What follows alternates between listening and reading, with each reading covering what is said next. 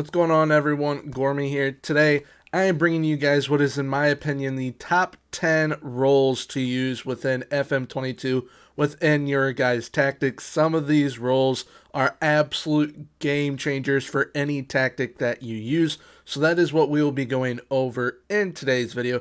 If you guys do happen to enjoy, please leave a like, comment, and subscribe. And subscribing is 100% free, so why not hit that sub button? Also, if you guys would like to join the Discord, I'll be linking it down below in the description, as well as my Twitch if you guys would like to come check out my Twitch save with IK Start in Norway. Season 2, I believe, will start this upcoming week. So, yeah, if you guys are interested in those, the links are down below in the description. But without further ado, let's get into the video. So, starting off at number 10, we have got the defensive winger. The defensive winger this year is very, very good within FM22, whether you are doing an online draft or a network save, or in your personal offline save as well. The defensive winger allows for a lot of flexibility within your tactics. If you're rocking a 4-4-2, defensive wingers are pretty solid, as well as if you're rocking a 3 in the back, they're pretty solid as well. But essentially what a defensive winger does, they aim to press the opposing fullbacks, win back the ball high up the pitch, and either hold it up for the rest of the team, drive to the byline, or get in a quick cross or through ball for the forwards. Now, there's a support and defend duty that you can put on the defensive winger.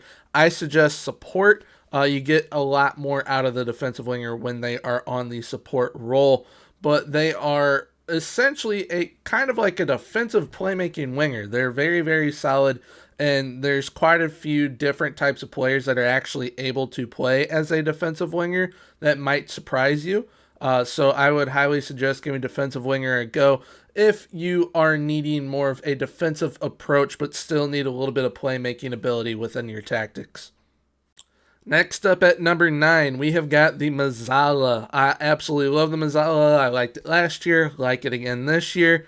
But this year, I kind of prefer it on the support role compared to the attack role. It's very good on both, but the Mezzala on support, just something about it seems to do a little bit more for my liking. But essentially what a Mezzala is this is the modern interpretation of the Mezzala, central player that likes to drift wide and operate in the half spaces. The Mezzala is essentially a central half winger who likes to do his defending slightly further up the field, although he does generally have less defensive responsibility, and that is true. This is kind of for those players that you want to be playmakers but kind of get out a little bit wide and have your play be a little bit wider. But all in all, it's a very solid role. It's at 9 because if I put it any higher, I would be lying. But Mezzala is definitely a top 10 role in my opinion. It is very good, and allows for a lot of creativity, and sometimes even some pretty good goal scorers can come out of the Mezzala role. That is more so on the attack side of it, but with Mezzala on support, they can be integral to your side. So definitely give Mezzala a go. Next up, we have got the pressing forward, and the pressing forward on attack is what I will be highlighting here. The pressing forward this year is very good, being that, I mean, everyone is kind of starting to use a gegenpress style-ish with their tactics, whether it be in reality or within FM. There is still the tiki-taka and everything, but gegenpressing is becoming more and more prominent, and the pressing forward really helps you excel with that style of play. Now, the pressing forward on attack is ideal to players that kind of play like Romelu Lukaku. You can get away with some other type of players as well, but for those players that don't really have a lot of physicality or defensive aspects to their game, I would not suggest using a pressing forward with them. I would suggest using the other one that I will be talking about later on. But the pressing forward on attack, very good role. And essentially what the pressing forward is his main duty is to put more pressure on the opposition when they have possession, closing them down and chasing any loose balls in order to prevent the opposing players having too much time on the ball. The point at which he will press is dependent on the team's overall line of engagement. So the higher the line you have for your forwards and midfielders, the more they're going to be pressing. They are a very, very solid role. They can be a nuisance for the opponent, and if you're playing against one, they are a nuisance to you as well. Pressing forwards are very, very solid options in whatever tactic you are trying to run, because even if you are rocking a tiki-taka style of play, you can still use a pressing forward to try and win the ball back high up the field, and allow that playmaking ability to trigger way quicker. But yeah, that is number 8 on to number 7. Number 7 being the defensive midfielder. The defensive midfielder I really, really like this year. Defensive midfielder on defend comes with, I think, like 3 instructions. Dribble less, shoot less often, hold position. But defensive midfielder on support is what I like rocking, because there are no specific instructions that come with it. You basically create what you want them to do. And with the defensive midfielder, they are very, very good. I mean, very good. I think I've used a defensive midfielder in at least 50% of my tactics that I've used personally this year. It's a very, very solid role. But essentially what the defensive midfielder does, its main duties are to protect the defensive line from breaking attackers by closing them down quickly, and to support the creative midfielders when in possession. Key job of the defensive midfielder is to keep hold of the ball while the defense and attack are reorganizing themselves after a period of opposition pressure. So the defensive midfielder is someone that you have a very high level of trust in defensively and playmaking wise, because if they're able to hold up the ball while your team reorganizes and gets ready to push up the field on a counterattack or whatnot, they can be integral to winning multiple games for you. So the defense midfielder, number 7, highly recommend trying it out. Next up at number 6, we've got the inverted winger. Now the inverted winger can be played either lower towards the midfield or high in an attacking front 3, or front 4 if you guys rock in a 4-2-2. But the inverted winger, very, very solid option this year. I've been using it way more than the inside forward. I just feel that the inverted winger, it really, really excels this year within the match engine, to where the inside forward, it does lack a little bit to what it did last year, and the inverted winger is pretty ideal to this year's match engine. But it's a very, very solid role, comes in at 6. What it essentially does is aims to frequently cut inside into the attacking third to open up space for overlapping fullbacks and to subsequently overload retreating defenders. The inverted winger works best when the player's strongest foot is opposite to the side of the pitch he's playing on. So essentially, if you are rocking inverted wingers on either side, your left inverted winger needs to have their right foot as the stronger foot, and then the right inverted winger needs to have their left. Pretty self-explanatory there, but it really, really allows for some pretty high-pressing attacking football, and I really, really like doing that. It definitely fits gegenpressing way, way more, but it allows a lot of players to excel. One player that I really, really have liked using, especially in online drafts, is Heung-min Son. He is in my opinion, like the ideal inverted winger. Just something about him is very, very good. Same with Mo Salah. Mo Salah is very good at doing it as well. But Mo Salah is good at doing anything, really. But that is number 6, the inverted winger, on to number 5. And at number 5, we have got the advanced forward. So I was talking about the pressing forward previously. We now have the advanced forward. The advanced forward only comes with an attack role. So keep that in mind. If you want a support role, you can definitely do a pressing forward on support, but I would actually suggest doing a deep line forward or a false 9. Those are also pretty solid roles, but not solid enough to make the top 10. But the advanced forward on attack, absolutely phenomenal. It has allowed a lot of my strikers this year to overperform on their XG and just overperform overall. And I mean, sometimes I'll have a player that it says they have a 3-star potential ability, and by the end of the season, they are rocking a 4-star because of how good a form they are in, because of the advanced forward role. The advanced forward's main role is to lead the line and look to spearhead attacking moves. His primary duty is to be the focal point of attacking moves, and he is required to both score and create goals. So your advanced forward, you do want to have some sort of playmaking ability, but they are going to focus way more on scoring the goals for you. The secondary role is to chase down misplaced through balls or clearances from deep when possession and lay off passes or crosses to his teammates. So somewhat can act like a pressing forward, but it is way more focused on the attacking side of football. But the advanced forward comes in at number 5.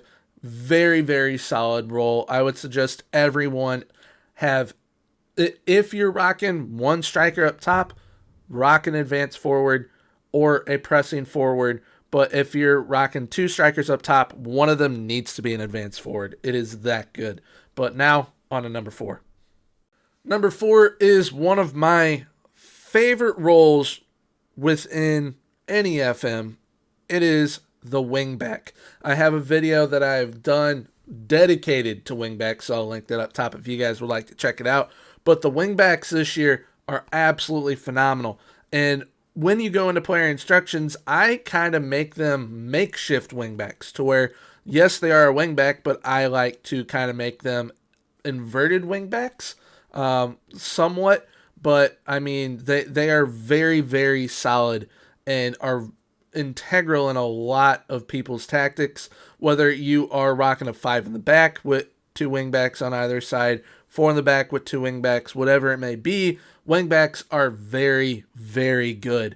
Trent Alexander-Arnold is a very, very good wingback. Another one is Jose Gaya.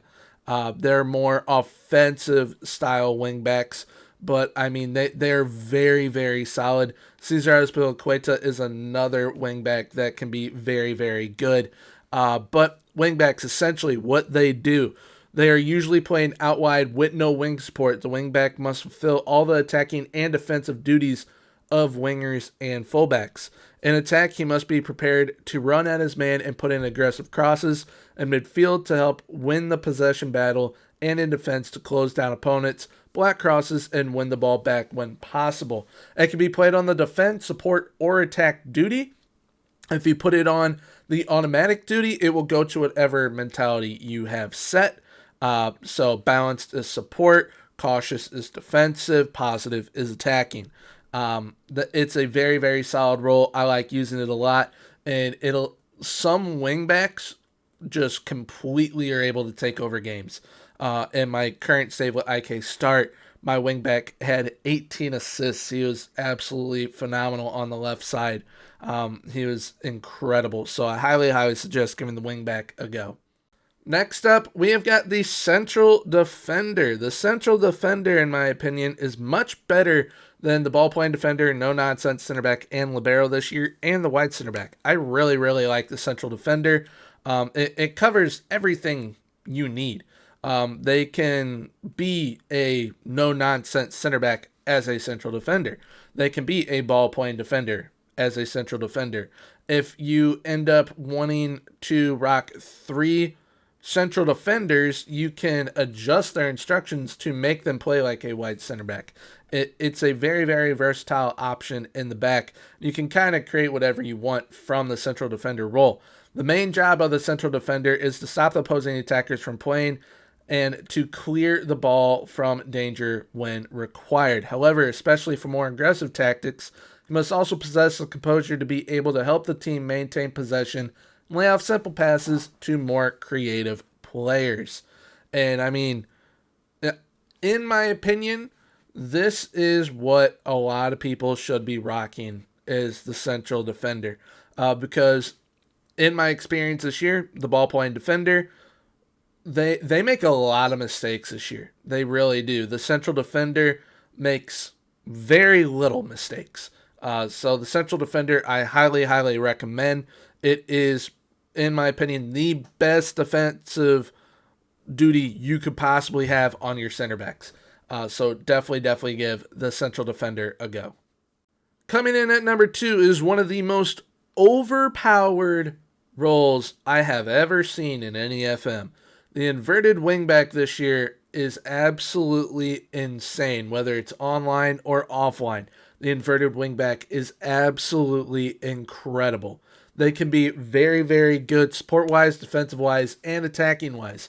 I've had one of my center backs who actually has to play center back sometimes.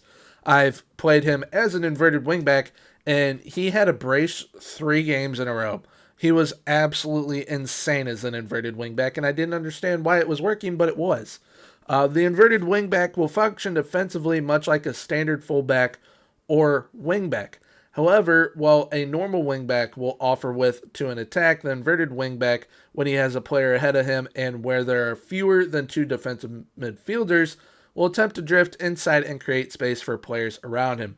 If there is no teammate ahead of him on his side of the pitch, then the inverted wingback will look to support attacks in a more traditional manner. When there is, he will look to affect play in the middle of the pitch as much as possible. So if you are rocking 2 wingers on either side that go on attack, fly up the wings, you can have 2 inverted wingbacks come in and play in the midfield. And I have done that. It is absolutely insane what they are able to do. They can be very, very good. Joshua Kimmich is very good at doing it. Rafael Guerrero, another wingback that is very, very good at playing as an inverted wingback. It is a very, very overpowered role, and I highly suggest if you have not given it a go yet, just give it a go for fun and see how you get on with it, because it is very, very good in this year's not game engine, match engine. There we go. Finally, at number 1, we have got the central midfielder. I love the central midfielder this year because you can create whatever you want from it. Whether it's on support, defend, attack, automatic, whatever you want the central midfielder to do, you get to personally decide. It is a very, very good role. It has allowed a lot of my midfielders to overexcel, just like the advanced forward has allowed some of my strikers to overexcel. The central midfielder is very, very solid. It depending on how you use it. In defense, you can get away with a central midfielder on the defend duty and him be the sole player that you have back, and they will be a rock for you. On support, I had my central midfielder on support in my IK start save in the first season, and he had 15 goals. He was absolutely unbelievable. A central midfielder on attack is super overpowered, so I would suggest giving that a go. If you're looking for an overpowered center mid type role, Kevin De Bruyne would probably have 25 goals for you if you played him as a central midfielder on attack. But what a central midfielder does, it is responsible for providing an industrious and versatile link between the defense and the attack. Expected to perform a variety of tasks across the center of the pitch, the central midfielder benefits from having the tactical awareness and technical ability to support both defensive and attacking play as needed. With a support duty, which is what I am showing it with currently, central midfielder will look to judiciously balance his attacking and defensive responsibilities. He'll get forward when necessary, but he will mainly keep the center of the pitch and attempt to thread passes to players in the final third. I have seen my central midfielder on support drop all the way back and basically play a back 5 and hit a pass all the way upfield and we score from it. They're absolutely incredible this year. You need to have a player that you really, really trust to be able to pull off a central midfielder on support or attack. Otherwise, I would suggest doing a central midfielder on defend. I was using a player that I've had experience with in the past, in Christopher Valsvik. He is a very, very well-rounded player, and he looked like an absolute world beater. So the central midfielder role is my number 1 this year. It can allow anyone to do anything with their tactics. So I highly, highly suggest giving the central midfielder a go. So that is it for today's video. If you guys did happen to enjoy, please leave a like, comment, and subscribe, as subscribing is 100% free, so why not hit that sub button. Once again, if you guys would like to check out the Discord or Twitch, there are links below for you guys to check out in the description. But yeah, if you guys did happen to enjoy, once again, please like, comment, and subscribe. And until next time, have a good one. Bye-bye.